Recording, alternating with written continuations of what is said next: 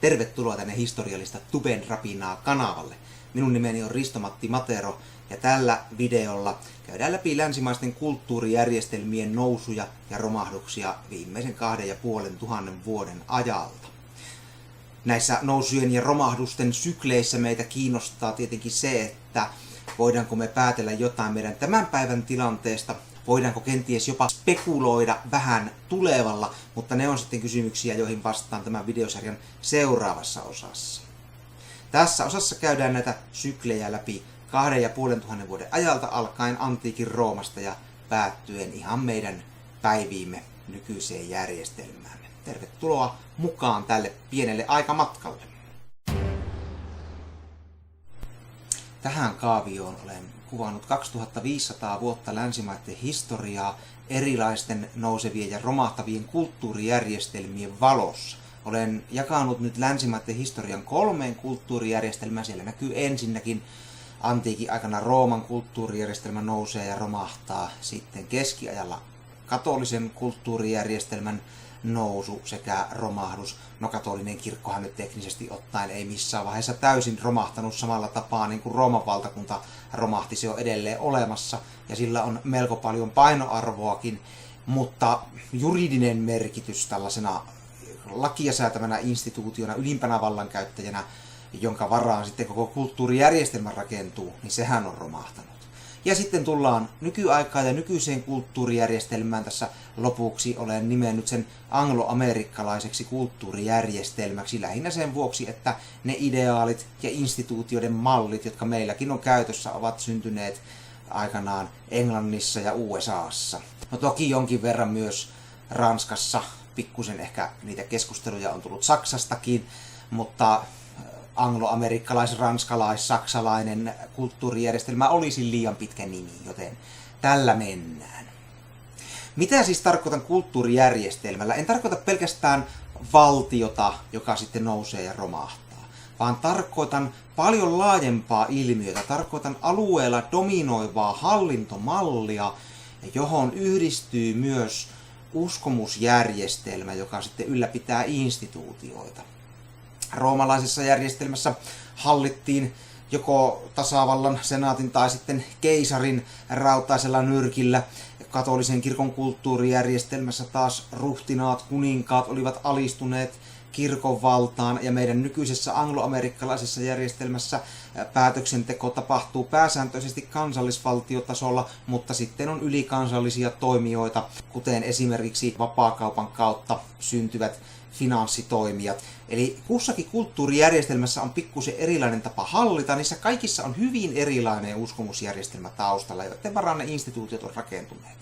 Ja nyt pitää vielä täsmentää, että uskomusjärjestelmällä en myöskään sitten tarkoita pelkästään esimerkiksi uskontoa, vaan se termi on paljon laajempi. Se sisältää meidän käsityksen siitä, mitä on olla ihminen, millaista on hyvä elämä, millaista on hyvä moraali, miten meidän tulisi elää ja niin edelleen. Toisin sanoen, meillä kaikilla on tällaisena ikään kuin mielen sisäisenä linssinä valtava määrä erilaisia ennakko-oletuksia, joihin me ollaan ehdollistuttu hyvin nuoresta iästä alkaen. Nämä ennakko-oletukset muodostaa sen uskomusjärjestelmän, jonka varassa sitten myös instituutiot ja vallankäyttö pyörii, ja ne usein tarvitaan siihen vallankäytön pohjalle, koska ilman niitä on vaikea perustella, että miksi se valta kuuluisi juuri meille. Rooman keisarin olisi ollut hyvin vaikea perustella valtaansa ilman uskomusta keisarin jumalaisuudesta. Ja vaikkapa tässä kuvassa näkyy amerikkalainen pörssitalo, jonka olisi meidän tämmöisen järjestelmämme vallankäytön edustajana hyvin vaikea perustella talouspoliittista valtaa ilman meidän käsitystämme siitä, mikä on vaikkapa rahan rooli meidän elämässä ja yhteiskunnassa ja niin edelleen.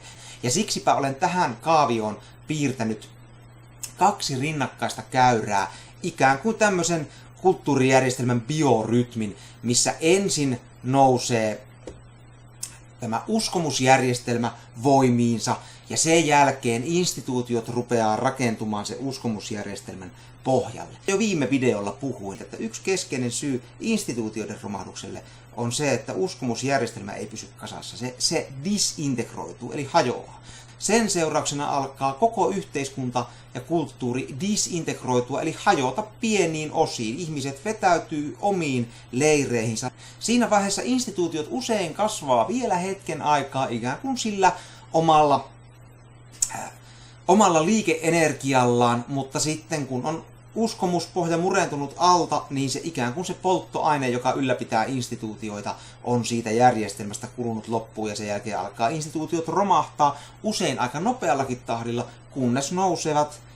kunnes nousevat uudet uskomusjärjestelmät ja uudet instituutiot siihen tilalle. Lähdetään nyt siis tästä aikamatkalle katsomaan kunkin kulttuurijärjestelmän eri vaiheita. Miksi ne ovat nousseet, miksi ne ovat romahtaneet, näkyykö siellä maailmankuvien disintegroitumiset ja muut. Ja aloitamme antiikin Roomasta. Aikoinaan minulle ala-asteella opettaja sanoi, että koskaan ei pidä puhetta aloittaa sanoilla jo muinaiset roomalaiset. Mutta minä nyt muutenkin tykkään sääntöjä rikkoa, niin rikotaan nyt sitten tätäkin sääntöä. Eli Roomasta aloitetaan. Ja antiikin Rooman valtavuutta on nykyihmisen ehkä vaikea ymmärtää. Siihen nähden, että antiikin Rooma rupesi syntymään ja kasvamaan 2500 vuotta sitten, niin se oli käsittämättömän kehittynyt ja kompleksinen järjestelmä. Käsittämätöntä insinööritaitoa, maailman mahtavin tieverkosto, maailman mahtavimmat akveduktit, jotka toivat vettä kaupunkeihin, viemärijärjestelmä, joka Rooman romahduttua katosi 1000 vuodeksi Euroopasta. Eli todella kehittynyt järjestelmä oman aikansa standardeilla. Ja Rooma oli aivan valtavan kokoinen. Roomassahan oli myös yksi yhtenäinen rahajärjestelmä. Toisin sanoen, kun tässä näkyy nyt Rooman kartta suurimmillaan, sama raha kelpasi niin Brittein saarilla kuin Pohjois-Afrikassa kuin Lähi-idässä aina nykyistä Irakia myöten. Koko eteläinen Eurooppa, suuri osa keskistä ja itäistä Eurooppaa oli Rooman vallassa. Krimin niemimaa, missä tänä päivänä soditaan, siellä oli Roomalla hallinta. Eli ihan käsittämätön valtakunta, ja se, että sama raha käy missä tahansa, niin siinä olisi jo eurojärjestelmäkin vähän kateellinen. Ja näin vaan tämä koko roomalainen 1000 vuotta kestänyt jättimäinen valtakunta, suurvalta, katosi kartalta kokonaan. Tai no, Länsi-Rooma katosi, Itä-Roomahan jatkoi sitten olemassaoloaan Bysanttina vielä keskiajan läpi. Vielä 1000 vuotta sai niin kuin jatkoaikaa, mutta ei siitä nyt tällä erää sen enempää. Mutta kuinka se Rooma sitten pääsi näin valtavaksi paisumaan? Eli mikä oli se tausta siinä Rooman instituutioiden ja vallan nousussa? Yhden mielenkiintoisen näkökulman antaa 100-luvulla ennen ajanlaskun alkua elänyt kreikkalainen filosofi Polybius. Hän oli hirveän kiinnostunut tästä kysymyksestä, koska Roomaa edeltänyt suurvalta Kreikkahan oli jäänyt Rooman jalkoihin. Ja Polybiusta mietitytti se kysymys, että miten Kreikalle näin kävi? Mitä näillä roomalaisilla oikein oli, mitä kreikkalaisilla ei ollut? Miksi roomalaiset olivat niin hyviä tässä maailman valloituspuuhassaan? Ja Polybiuksen oma arvio, kun hän sitä roomalaisten elämää ja touhuja seurasi, oli se, että roomalaiset on aivan hirvittävän sitoutuneita siihen omaan järjestelmäänsä, omaan toimintaansa. Roomassa oli tuohon aikaan tasavalta. Ja Polybius oli sitä mieltä, että tasavaltalaiset arvot ne nostaa Rooman, koska ihmiset sitoutuu niin tiukasti roomalaiseen järjestelmään, uskoo siihen, että kannattaa levittää tätä roomalaisuutta vaikka sotilaallisestikin ympäri maailmaa. No nyt pitää hetkeksi pysähtyä ja pohtia, että mistä tässä tasavaltalaisuudessa siis on kyse. Suurin osa meistä, kun miettii Rooman valtakuntaa, niin mehän ensimmäisenä varmaan mietitään esimerkiksi jouluevankeliumia, missä puhutaan, että keisari Augustukselta kävi käsky, että koko valtakunta oli verolle laitettava ja näin edespäin. Siis keisari Augustukselta. Mikäs tasavalta se semmoinen on, missä on keisari? No eihän se mikään tasavalta olekaan, vaan Roomassa ei alun alkaen ollut näitä keisareita, vaan Roomaa hallitsi alun pitäen konsulit ja senaatti. Keisarit tulivat vasta myöhemmin. Tämä äsken mainittu Augustus itse asiassa oli heistä ensimmäinen. Toisin sanoen Rooma oli hyvin inklusiivinen järjestelmä. kasvaessaan suurvallaksi. Siinä mielessä, että kansalaiset pääsivät todella osallistumaan päätöksentekoon tässä tasavallassa, missä senaattiin sitten sai kansalaiset äänestää edustajansa. No eihän tämä nyt tietenkään tarkoittanut sitä, mitä se nykyisin tarkoittaisi, että kaikki pääsee äänestämään. Naiset eivät äänestäneet, orjat eivät äänestäneet. Lisäksi senaatti edusti yhteiskunnan rikkaimpia kansalaisia, eli patriiseja, toisin sanoen köyhät kansalaiset, eli plebejit, jotka eivät olleet yhtä arvokasta sukutausta, he eivät äänestäneet ollenkaan. Mutta plebejeillä, näillä köyhillä mieskansalaisilla, heillä oli kuitenkin oma plebejien neuvosto, jolla oli veto-oikeus tämän tässä kuvatun senaatin päätöksiin. Eli jollakin tapaa sitten köyhemmätkin kansalaiset pääsivät osallistumaan tähän roomalaiseen päätöksentekoon. Eli inklusiivisuutta oli. Kansalaisuus ja siihen liittyen uskonto oli roomalaisen maailmankuvan pohjalla. Eli ihmisen tuli olla hyveellinen kansalainen. Mitä nämä hyveet kansalaisella oli? Voima, arvokkuus, kunnioitettavuus, velvollisuuden tunto. Toisin sanoen, nämähän on hyvin sotilaallisia, sanoisiko jopa militaristisia hyveitä. Eli nämä on semmoisia hyveitä, mistä on apua siinä vaiheessa, kun lähdetään valloittamaan sitä maailmaa. Näihin hyveisiin ei kuulunut lähimmäisen rakkaus tai sääli, halu huolehtia heikomistaan. Se on myöhempää aikaa, se on kristillisen moraalijärjestelmän peruja.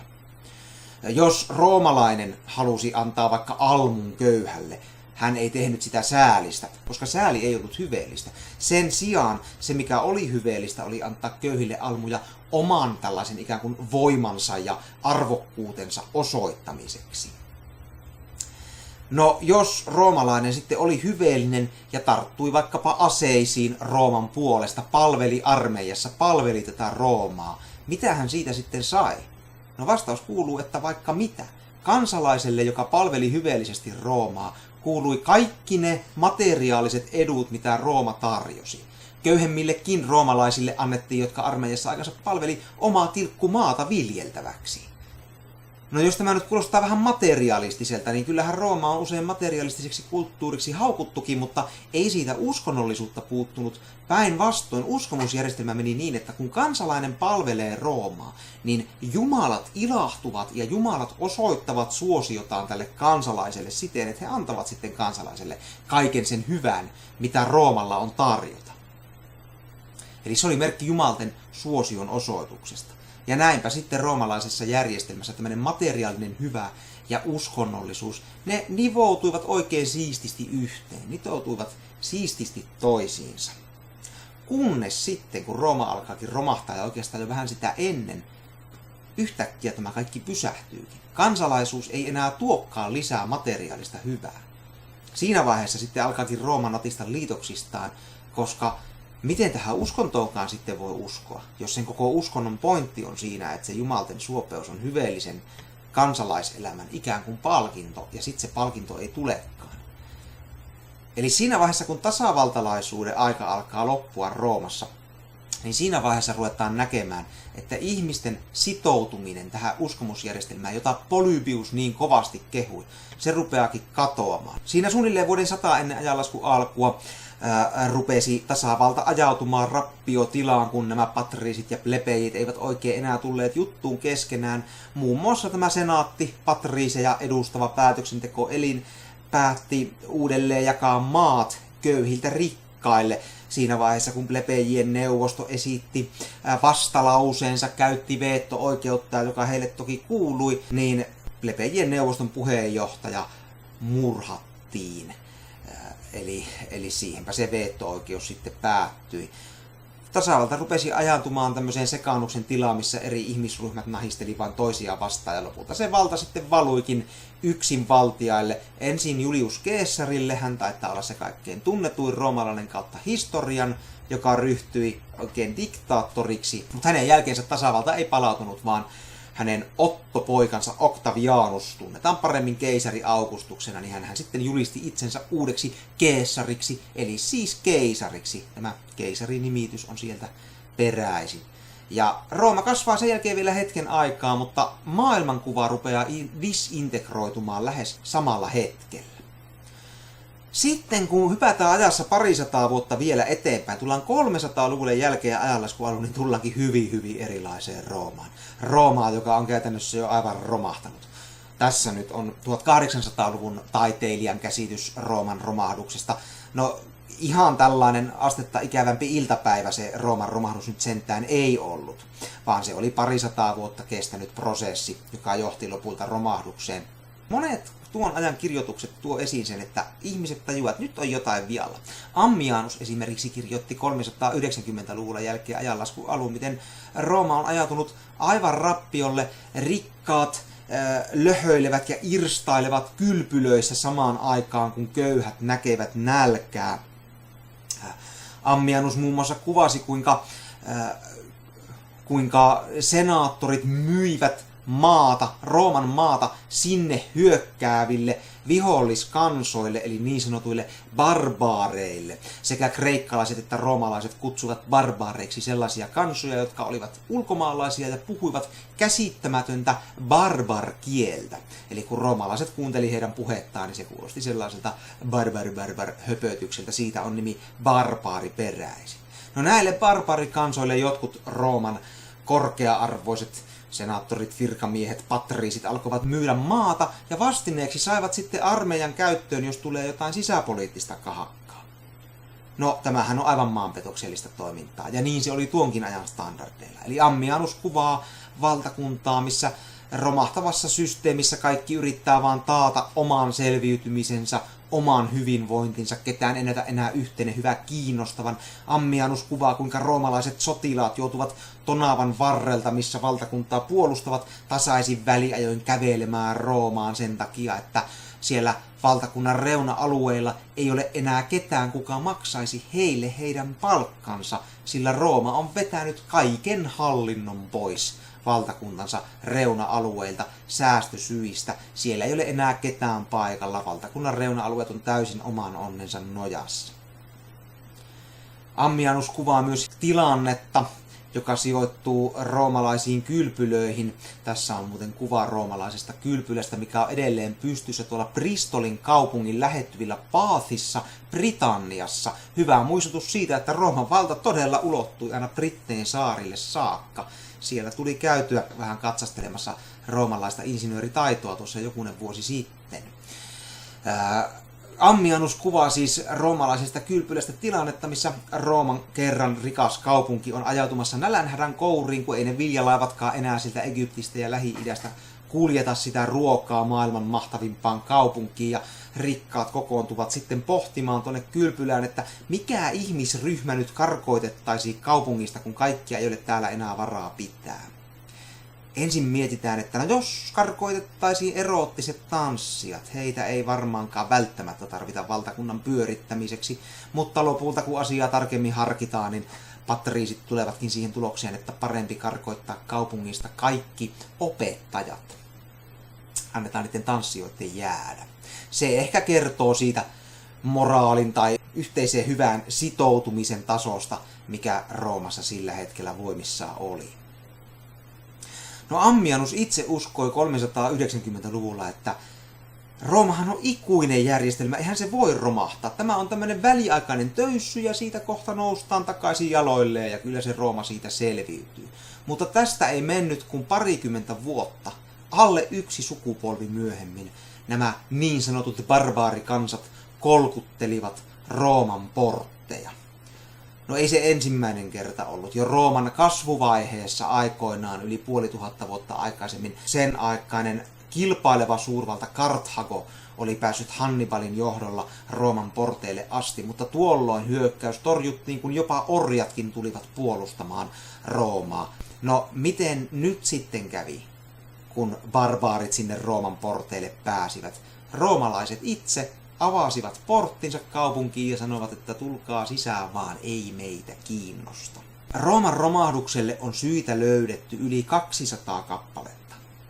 Sieltä on mainittu niin barbaarien hyökkäyksiä kuin ilmaston kylmenemistäkin, mikä tietenkin vaikeutti kiistatta ruoan kasvua ja köyhdytti valtakuntaa. On mainittu huonoa taloudenhoitoa, on mainittu huonoa sisäpoliittista hallintaa, kun keisarit taistelevat toisiaan vastaan ja kukaan ei pidä jöötä, ja niin edelleen, ja niin edelleen. Kaikki nämä kriisit tietenkin osaltaan ovat vaikuttaneet Rooman valtakunnan romahtamiseen. Mutta kun katsotaan historiaa syklisen teorian valossa ja katsotaan uudestaan toistuvia järjestelmän romahduksia, niin yksi kysymys nousee ylitse muiden. Miksi nämä kriisit eivät romahduttaneet valtakuntaa jo aikaisemmin? Miksi silloin, kun valtakunnat ja kulttuurijärjestelmät nousevat, niin kriisit näyttävät vain vahvistamaan tätä kulttuurijärjestelmää? Mutta sitten kun kulttuurijärjestelmä on kääntynyt alamäkeen, niin kriisit yksi toisensa perään murentaakin sitä. Eli minä väitän, että mikään yksittäinen kriisi ei suoranaisesti aiheuttanut Rooman romahdusta, vaan ihmiset eivät olleet sitoutuneita puolustamaan järjestelmää, joka ei tuottanut heille sitä hyvää, mitä se oli aikaisemmin tuottanut, joka ei ollut enää inklusiivinen, joka ei voinut enää perustella omaa olemassaoloaan sillä perinteisellä uskonnollisella perusteella, että hyveellinen kansalainen saa sen jumalten hyvän tahtoisen katseen osakseen ja niin edelleen. Uskomusjärjestelmä oli disintegroitunut, ja se oli itse asiassa ehtinyt disintegroitua jo pitkän aikaa. Muinaiset roomalaiset jumalat olivat menettäneet jo suosionsa. Ja nyt kun palataan tähän aikaisemmin esittämääni kaavioon, niin se on hirveän tyypillistä, että siinä vaiheessa kun se uskomusjärjestelmä, siihen vanhaan systeemiin on kääntynyt laskuun, siinä vaiheessa sitä henkistä tyhjiötä ryhtyykin täyttämään jokin uusi uskomusjärjestelmä. Ihmisestä suurin osa ei halua elää uskomuksellisessa arvotyhjiössä. Vaikka olisi kuinka täällä Rooman instituutiot voimissaan keisarivallan alkuaikoina, on niin sanottu Pax Romana, Rooman rauhan aika, sotia on vähemmän kuin ennen, on materiaalista hyvää, mutta idealismi puuttuu, yhteiseen uskomusjärjestelmään sitoutuminen puuttuu. Ihmiset usein tarvitsevat jotain, jonka puolesta he sitä hyvää luovat. Ja se on hirveän tyypillistä, että rupeaa syntymään uusia uskomusjärjestelmiä. Nyt ei pidä ajatella niin, että kun se kristillinen uskomusjärjestelmä lähtee syntymään, juuri silloin, kun Rooman vanhaa uskomusjärjestelmää aletaan kyseenalaistaa, ja siihen ei enää poikkeuksetta kirjallisissa lähteissä luotetakaan. Siitä ei pidä vetää sellaista johtopäätöstä, että kristinusko olisi ollut ainoa uskomusjärjestelmä. Se ei suinkaan sitä ollut. Kun uskomusjärjestelmä disintegroituu, niin valtavasti rupeaa syntymään uusia tapoja ajatella. Roomassakin oli suosittu kristinuskon lisäksi manikealaisuus, siellä oli egyptiläisen Osiris-jumalan kultti, oli mithralaisuutta ja vaikka mitään muitakin aatteita. Loppujen lopuksi jostakin syystä kristinusko nousi muiden uskomusjärjestelmien edelle, kenties siksi, että se parhaiten osasi vastata roomalaisen tällaisen materialistisen ja voisi ehkä sanoa, että melko itsekkäänkin uskomusjärjestelmän ongelmiin. Larry Siedentop on puhunut moraalisesta vallankumouksesta, eli ennen kuin kirkko nousi valtaan, niin sitä ennen kristilliset arvot, kristillinen hyvejärjestelmä nousi valtaan, ja se korvasi täysin ne vanhat roomalaiset hyveet. Tällaiset militaristiset arvokkuutta, voimaa, velvollisuuden tuntoa korostavat hyveet korvautui lähimmäisen rakkauden ja säälin tapaisilla uusilla tavoitteilla, jotka eivät aikaisemmin olleet hyveitä ollenkaan. Kristinusko levisi ennen kaikkea köyhien plebejien, eli koko ajan köyhtyvien kansalaisten keskuudessa. Lisäksi se levisi naisten sekä orjien keskuudessa. Eli ne, jotka eivät päässeet osallisiksi näistä patriisien kylpylähetkistä ja muusta mukavasta, heidän keskuudessaan ennen kaikkea tuli tarve löytää uusi tapa käsitteellistää elämän olemassaolon ja yhteiskunnallisen toiminnan tarkoitusta.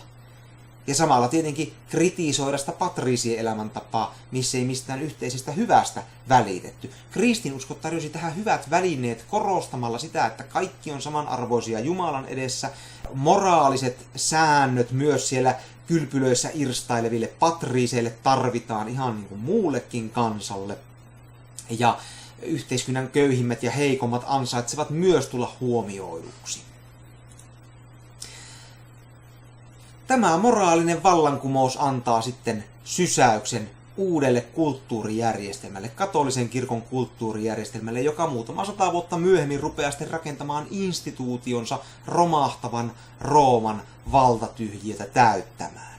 niin se on tyypillistä, että ensin syntyy uusi uskomusjärjestelmä, ja sitten kun vanhassa uskomusjärjestelmässä instituutiot pettää alta, niin siellä on uusi uskomusjärjestelmä odottamassa, joka rupeaa rakentamaan uudenlaiset instituutiot. Kirkko syntyy korvaamaan Rooman keisarin valtaistuneen ylimpänä vallankäyttäjänä. Ja tässä on keskiaikaista taidetta nyt muistuttamassa siitä, että kuningaskin, joka Roomassa tai Rooman tapauksessa keisari ylimpänä vallankäyttäjänä, on käytännössä Jumalan veroinen tai jopa Jumala itse. Kristillisessä järjestelmässä ruvettiinkin muistuttamaan, että kuninkaankin on alistuttava. Siinä on apostolit suurina ja kuningas pieninä. Se oli muistutuksena kuninkaille. Hyvin tyypillisesti siis tämä uusi nouseva kulttuurijärjestelmä pyrkii vastaamaan sen vanhan kulttuurijärjestelmän ja uskomusjärjestelmän ongelmakohtiin ja toimimaan sitten päinvastoin. Kristillisessä kulttuurijärjestelmässä mentiin niinkin pitkälle, että kylpemistä, mikä oli tämmöinen roomalaisen rappioituneisuuden, roomalaisen moraalirappion symboli, sitä alettiin pitää syntinä. Ruotsalainen historioitsija Peter Englund on tuonut esiin, että kylpeminen oli Euroopassa syntiä koko keskiajan. Tässä on nyt sitten kuvitusta keskiaikaisesta kirjasta, missä halutaan ennen kaikkea varoittaa kylpemisen vaaroista siellä, kun ilman rihman kiertämää ollaan kylpytynnyreissä, niin voi tulla vaikka minkälaisia siveettömiä ajatuksia mieleen roomalaiseen tyyliin. Eurooppalaisessa kulttuurihistoriassa ei ehkä enää muistettu sitä roomalaista kylpyläkulttuuria, mutta se oli silti jäänyt elämään tällaiseen kollektiiviseen muistiin, että kylpemisessä niitä ongelmakohtia oli silloin aikanaan ollut. Peter Englund kuvaa muun muassa tilannetta, missä keskiaikainen pyhimys, joka on vetäytynyt jonnekin luolaan aavikolle, minne liene pois ihmisten ilmoilta. Hän kun kuolee, niin hänen seuraajansa kuvailevat oikein kunnioittavaan sävyyn, että kun pyhimykseltä sitten riisuttiin nämä hänen erinäiset lakanat yltää, niin sieltä sitten lakanoiden alta pölähti ötökkäparvia liihottelemaan ulos, ja tätä kuvattiin kunnioittavaan sävyyn, eli tämä pyhimys oli ollut niin pyhä mies, että hän ei ollut tällaiseen kylpemisen syntisyyteen langennut eikä sortunut elämänsä aikana. Näin ne jää elämään ne edellisen kulttuurijärjestelmän ongelmakohdat sitten seuraavan kulttuurijärjestelmän uskomuksiin. Kaikin puolin tämä kristillinen järjestelmä, joka sitten Euroopan valtasi keskiajaksi, oli roomalaisen järjestelmän vastakohta.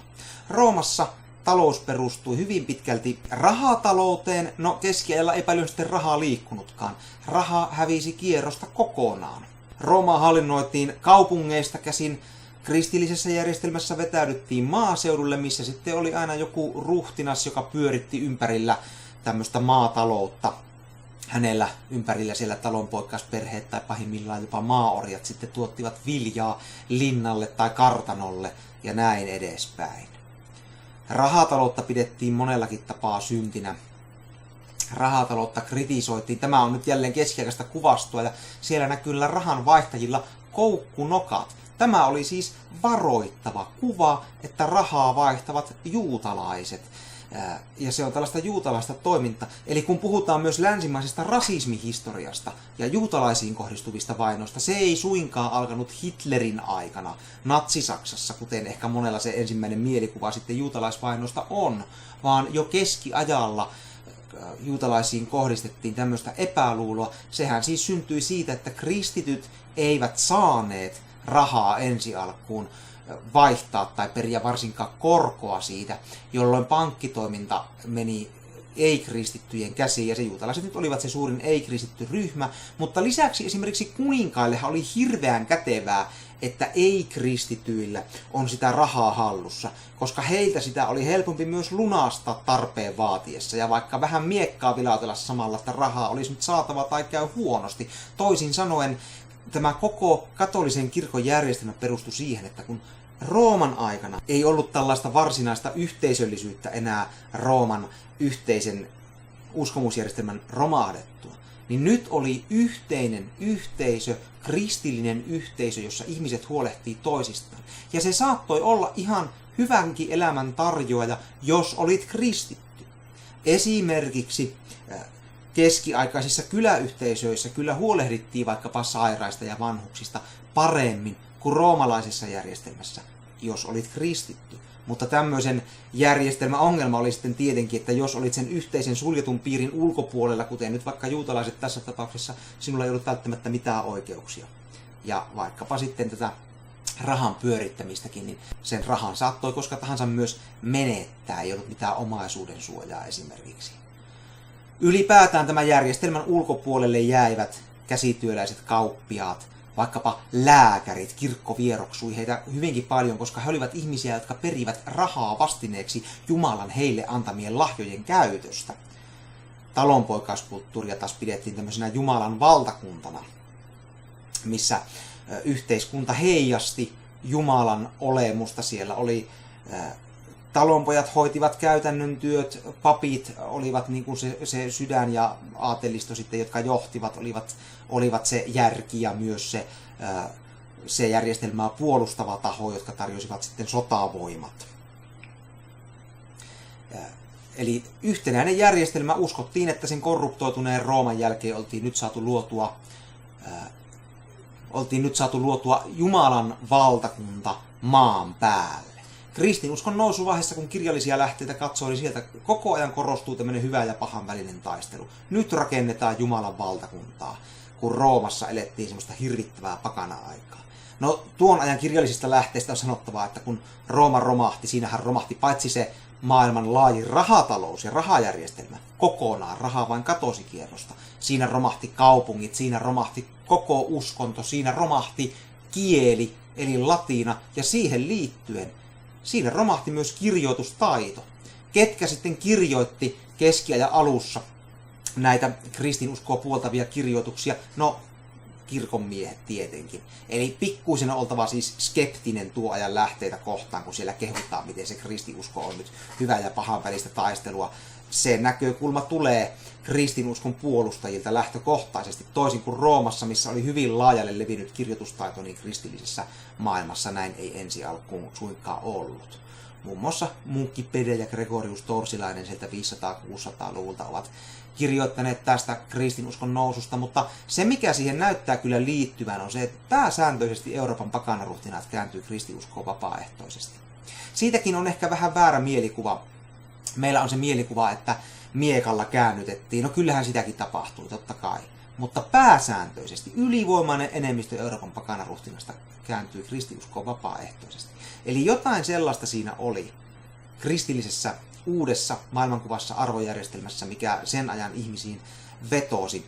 Usein kävi niin, että kun vaikka sieltä germaanibarbaarit hyökkäsivät vaikkapa nykyisen Ranskan alueelle, nykyisen Italian alueelle, ottivat alueita hallintaansa, siellä oli ihmiset jo ehtineet kääntyä kristinuskoon. Ei kestänyt kuin sukupolvi tai pari, kun myös nämä valloittajat tulivatkin niin sanotusti valloitetuksi, eli kääntyivät kristinuskoon. Kompleksisempi järjestelmä usein vallottaa sen vähemmän kompleksisen. Siellä on toki varmasti ollut pakanaruhtinalla omatkin lehmät ojassa. Kaupankäynti on ollut helpompaa muiden kristittyjen kanssa. Oma valta on ollut helpompi legitimoida, kun on sanonut, että minäkin olen kristitty niin kuin tekin ja niin edelleen ja niin edelleen. Siitä lähtee kristiuskon nousu, joka huipentuu sitten 1200-luvun alkuun, kun kaikki maalliset johtajat alistetaan paavin vallan alle. Myös juridisesti, eli hengellinen johtaja on maallisten johtajien yläpuolella, näin huudahti suuressa viattomuuden puuskassaan Innocentius III. Tässä vaiheessa kristillinen kirkko on siis ulottanut lonkeronsa kaikkialle Eurooppaan, on käytännössä johtava hallintoelin, kuninkaiden ruhtinaiden on alistuttava, ja samaan aikaan rupeaa kirjallisissa lähteissä syntymään kritiikkiä, ei pelkästään kirkkoa kohtaan, vaan koko kristillistä arvomaailmaa, maailmankuvaa kohtaan. Tässä nyt on Decamerone-kirjasta 1300-luvulta. Siinä vähän ilmeisesti kyseenalaistetaan tätä kristillistä siveellisyyttä tai sitä, että miten paljon papisto oikeasti sitä noudattaa. Roomassahan se elämä oli ollut kristillisestä näkökulmasta hyvinkin siveetöntä. Nyt painotettiin siveellisyyttä, painotettiin, että kaikkien on alistuttava nyt joihinkin moraalisiin standardeihin, mutta mitenkäs vakavasti kansa sitten sellaiset vaatimukset ottaa, kun tämän moraalijärjestelmän vartioidenkaan ei oikein nähty sitten noudattavan näitä moraalisia sääntöjä. Ehkä tunnetuin tämmöinen oli Paavi Alexander tuolta ajalta, joka keskiajan loppupuolella oli saanut liikanimen Rooman isä kirjaimellisesti. Hän päivisin hoiti paavin istuintaa ja iltaisin sitten löysi itselleen muunlaista tekemistä roomalaista seuraa niin paljon, että häntä sitten alettiin ihan kirjaimellisesti kutsua Rooman isäksi. Rupesi syntymään uusia ajatuksia. Ruvettiin kysymään, että kun kaikki alistetaan tämmöiseen yhteiseen normijärjestelmään, niin yksilöllinen potentiaali tulee kyllä silloin aika peitetyksi. Ja kaupunkivaltioissa juuri näiden käsityöläisten kauppiaiden keskuudessa rupesikin leviämään uusi ajatus, sellainen, että entä jos vapautetaankin se yksilön potentiaali? Entä jos sillä tavalla saadaankin levitettyä paremmin hyvää kaikille? Ja nyt täytyy muistaa, kun puhutaan vaikka kauppiasta tuona aikana, niin ei todellakaan puhuta mistään suuryritysten, megalomaanisten jättikorporaatioiden miljardöörijohtajista, vaan kädestä suuhun elävistä kauppiaista, jotka kaupungissa jonkinlaista kauppaa kävivät ja olivat sen seurauksena hyvinkin kirkon kritisoimia ja yhteiskuntajärjestelmän jollakin tapaa ulos sysäämiä, ulkopuolella eläviä yksilöitä. Heidän keskuudessaan rupeaa leviämään uudet ajatukset yksilöllisemmästä ja ehkä vähän materiaalisemmasta arvojärjestelmästä. No mikä seuraus tällä oli, että tämmöiset ajatukset rupeaa leviämään? Hetken aikaa kirkko katseli niitä myös vähän sormiensa läpi, mutta mitä enemmän kirkon valtaa kyseenalaistettiin, niin sitä enemmän kävi niin kuin oikeastaan kristinuskon nousunkin aikaan, eli se rupesi aktivoimaan valtion väkivaltakoneistoa. Kristinuskon noustessa Roomassa keisarit pitkään pitivät kristinuskoa laittomana, siitä seurasi kuolemantuomio, se uusi ajattelutapa levisi katakompeissa kaupunkien alla kulkevissa käytävissä, missä kristityt salaa kokoontuivat, jotta eivät jää kiinni, mutta tuhansia kristittyjä heitettiin muun muassa Kolosseumille leijonien raadeltavaksi. No entäs sitten, miten kristillinen kirkko toimii 1000 vuotta myöhemmin? Täsmälleen samoin. Ei ollut Kolosseumia eikä leijonia, mutta oli roviot, joille tuikattiin sitten toisin ajattelijat palaamaan. Meillä on se mielikuva usein, että keskiajalla niitä ihmisiä poltettiin vaikkapa sitten noitina. No tämä mielikuva ei ihan täysin pidä paikkansa, koska oikeastaan nämä noitaroviot pistettiin pystyyn vasta keskiajan loppupuolella. Itse asiassa 1250-luvulle asti kidutus oli kiellettyä kristillisessä Euroopassa. Vasta 1250-luvulta alkaen se mahdollistui, että ihmisiä vaikkapa poltetaan elävältä. 1300-luvulla, kun rupesi sitten tätä kristinuskon kyseenalaistamatonta arvomaailmaa ja uskomusjärjestelmää kohtaan ilmenemään myös arvostelua. Pikkuhiljaa sitten rupesi ihmisiä enemmän myös palaamaan roviolla, ei siis ensisijaisesti noitina, vaan toisin ajattelijat ylipäätään, niin sanotut kereettiläiset, helposti sitten roviolle laitettiin. Kirkko yritti tällä tavalla palauttaa järjestystä, mutta tämä on hyvin tyypillinen ilmiö. Erilainen sensuurikoneisto, väkivaltakoneisto aktivoituu siinä vaiheessa, kun kulttuurijärjestelmä alkaa natista liitoksistaan. Tyypillisesti tämä väkivaltakoneiston aktivoituminen voimistaa eikä suinkaan heikennä sitä kritiikkiä. Yllättäen suurin osa ihmisistä ei tykkää tulla murhatuksi. Eli se ei ole hirveän tehokas tapa saada menetettyjä ihmisiä takaisin sinne järjestelmän puolelle. Mutta näin tyypillisesti käy. Renesanssin aikaan, samaan aikaan kun tätä kirkon dogmaattista oppia ruvetaan kyseenalaistamaan, niin samaan aikaan rupeaa se yksilöllisyys sieltä nostamaan päätään. Tässä nyt on tunnettu renesanssien taideteos Venuksen syntymä, Botticellin kuuluisa teos. Taiteessakin näkee, että aika yksilöllisiä piirteitä hahmojen kasvoilla on, kun vertaa tähän aikaisempaan, keskiaikaiseen tyyliin, missä kaikki hahmot näyttää enemmän tai vähemmän samalta. Sekin korostaa sitä, että nyt on jotenkin siirrytty uuteen aikaan, yksilöllisyyttä korostavaa aikaa. Mikään määrä väkivaltaa ei tätä kritiikkiä pystynyt hiljentämään.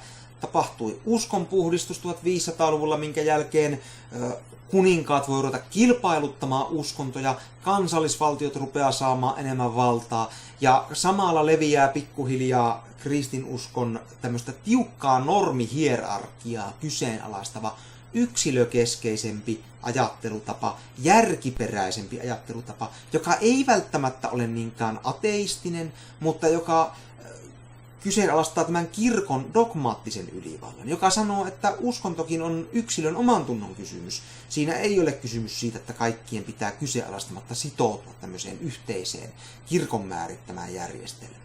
Ja muutama 100 vuotta tätä kehitystä ja ollaan tämän kuvan tilanteessa. Eli meille on syntynyt kokonaan uudenlainen tapa luoda yhteiskunnalliset rakenteet, kokonaan uusi arvojärjestelmä, joiden varaan on syntyneet uudet instituutiot, on syntynyt ennennäkemättömän voimakas rahatalous, on syntynyt ennennäkemättömän voimakas teknologinen kehitys, tämän yksilöllistymistä ja järkeä painottavan käänteen myötä, toisaalta myös valtavasti yksinäisyyttä, kenties jonkun verran korruptiotakin. Renesanssista siirrytään valistukseen, tieteellinen metodi syntyy. Syntyy rationaalinen maailmankuva, mekaanistinen maailmankuva. Ehkä ajatellaan, että Jumala on luonut maailman. Ateismia ei sinänsä ensi alkuun vielä hirveästi esiinny, se on jotenkin liian radikaali ajatus. Mutta nähdään, että Jumala on niin kuin tämmöinen kelloseppä, joka on luonut tämmöisen koneiston. Eli maailma toimii niin kuin kellokone, syntyy mekaanistinen maailmankuva. Me voimme ottaa selvää, miten maailma toimii ja hallita sitä, kun me selvitämme, miten tämä kellokoneiston mekaniikka pyörii. Syntyy liike yksilön ihmisen vapauttamiseksi kirkon edustamasta taikauskosta ja nimenomaan tieto. Rationaalinen tieto on se, mikä vapauttaa ihmisen olemaan yksilö. Tämä on se valistuksen projekti, jonka varaan tieteellinen rationaalinen ajattelu syntyy. Sen varaan syntyy myös demokratia. Tämä kuva nyt USA:n itsenäistymisestä 1776. USA sitten valistuksen ajan siinä kuluessa nousi tämmöiseksi, sanoisiko edelläkävijäksi, mitä sitten Eurooppa seurasi perässä. En lähde yksityiskohtaisesti nyt puhumaan demokratian historiasta, koska olen siitä jo videon tehnyt ja käyn siellä vähän tarkemmin läpi sitten, että minkälaisten keskustelujen kautta tämä demokratia eteeni. Mutta ylipäätään koko ajan jälleen kerran, aivan kuten kristiuskonkin nousussa nähdään tämä, että uusi järjestelmä, uusi uskomusjärjestelmä syntyy ikään kuin korjaamaan sen vanhan järjestelmän ongelmakohtia. Kristillinen järjestelmä perustui yhteisöllisyydelle. Nyt korostetaan yksilöä. Halutaan vapauttaa yksilö. Toisaalta antaa yksilölle koulutusta, vapauttaa järki. Toisaalta antaa yksilölle oikeus osallistua itseään koskevaan päätöksentekoon. Jälleen tulee siis inklusiivisuutta lisää. Jokaisen saa lopulta sen äänioikeuden. Ruvetaan korostamaan myös yksilön oikeutta omaan omaisuuteensa. Talouselämää ja rahataloutta pyörittämällä on mahdollista luoda myös hyvää. Näinhän ovat markkinatalouden kannattajat sanoneet viimeiset 500 vuotta. Ja paljonhan meille hyvää on tullutkin. Talouden vapautuksen ja toisaalta mielen rationaalisen ajattelun vapautuksen seurauksena minullakin on tässä välineistöä, minkä avulla pystyn kuvaamaan vaikkapa tätä videoa esimerkiksi. Tai minulla on tietoa saatavilla valtavasti siitä, että miten historian eri käänteet ovat edenneet. Eli paljon hyvää tämä käänne on sitten meidän ajallemme tuonutkin. Yksilön oikeuksia painottava rahatalouden vapauttaminen on tarkoittanut sitä, että kun jokaisella on oikeus omaisuutensa, niin kuningas tai kirkko ei voi myöskään tulla lunastamaan itselleen yhdenkään ihmisen omaisuutta ilman perusteita mielivaltaisesti. Ylipäätään yksilölle on haluttu antaa suoja mielivaltaa vastaan. Toisaalta yksilöä korostava järjestelmä tekee ihmisestä aika yksinäisen. Länsimaitahan on sanottu historian yksinäisimmäksi kulttuuriksi. Demokratian puolustajatkin puhuivat siitä, esimerkiksi Alexis de Tocqueville, joka 1800-luvun alussa puolusti amerikkalaista demokratiaa. He puhuivat jo silloin siitä, että kyllähän tässä myös murretaan se vanha yhteenkuuluvuuden tunne. Mutta ajateltiin, että no, se on sen arvoista, kun saadaan tämmöinen yksilön potentiaalia vapauttava järjestelmä pystyy. Niin kannattaa kuitenkin tehdä, heidän mielestään. Mutta se on ollut se länsimaisen järjestelmän tämmöinen ongelmakohta, ja se on sitä edelleen meidänkin aikanamme. Tämmöinen yhteisöllisyyden tunne tuppaa puuttumaan länsimaisesta demokraattisesta ja yksilöoikeuksia korostavasta järjestelmästä. Lisäksi mainitsin jo tuon tieteellisen ajattelun, mekaanistisen, rationaalisen maailmankuvan. Sekin on hyvin tämmöinen erillistävä. Kaikkea tutkitaan muista asioista erillisenä. Kaikki otetaan pois sieltä tapahtumien virrasta ja siirretään laboratorioon tutkittavaksi tämmöisenä niin kuin omana omana yksikkönään. Tämmöisessä ajattelutavassa on myös ongelmia. Siitä saadaan paljon tietoa, saadaan ymmärrystä tekniikasta ja mekaniikasta, mutta hukataan ehkä asioiden väliset syvemmät yhteydet, mikä näkyy muun muassa siinä, että meille on syntynyt valtavasti ympäristöongelmia. Eli luonto ei toimikaan sillä tavalla, että asiat voi vaan repiä irralleen muista asioista, vaan luonnossa on syviä toisiinsa vaikuttavia järjestelmiä, hyvin kompleksisia järjestelmiä, jotka on vuosimiljoonia aikana kehittyneet. Ja länsimainen tämmöinen erillisyyttä korostava maailmankuva sitten helposti vähän repii sellaisia järjestelmiä myös rikki. Eli tässä meidänkin järjestelmässä on omat ongelmakohtansa.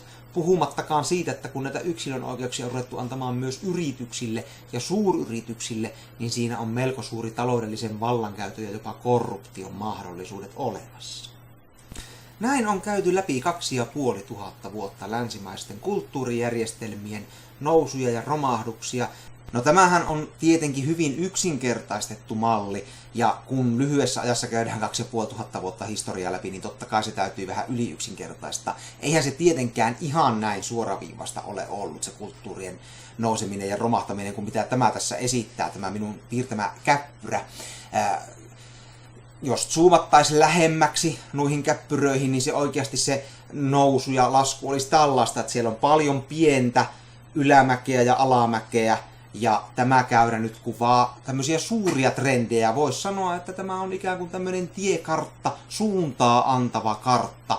Mutta kyllähän se siellä aika vahvasti romahtavissa järjestelmissä näkyy, että romahdusta tuppaa edeltämään inklusiivisuuden kääntyminen laskuun ja sen seurauksena maailmankuvien disintegroituminen. Usein ne uskomusjärjestelmät, joihin instituutiot ovat valtansa pohjanneet, ovat ehtineet jo hajota ennen kuin sitten vähän yllätyksenä instituutiot saattaakin romahtaa, mutta ehkä se yllätys ei ole niin suuri, jos on ehtinyt jo huomioida, että mitä yhteisesti jaetulle uskomusjärjestelmälle on käynyt.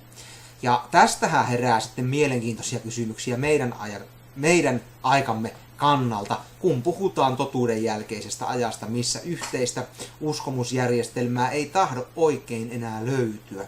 Millaisia mahdollisia romahduksen merkkejä tänä päivänä on ilmassa, ja voidaanko niistä oikeasti päätellä, että missä kohtaa ollaan tämmöisellä historian pitkällä tiekartalla menossa, mitä tulevaisuuden suuntia voi olla odotettavissa. Ne on kysymyksiä, joihin paneudun sitten ehkä vähän spekulatiivisemmalla otteella seuraavalla videolla. Minä kiitän jälleen kaikkia mielenkiinnosta, ja kanavaa kannattaa tietenkin tilaukseen pistää ja videoista tykätä, jos nämä yhtään omia videomakuun ystyröitä kutkuttelee nämä meikäläisen videot. Minä toivotan kaikille oikein mukavaa päivän jatkoa. Näkemisiin.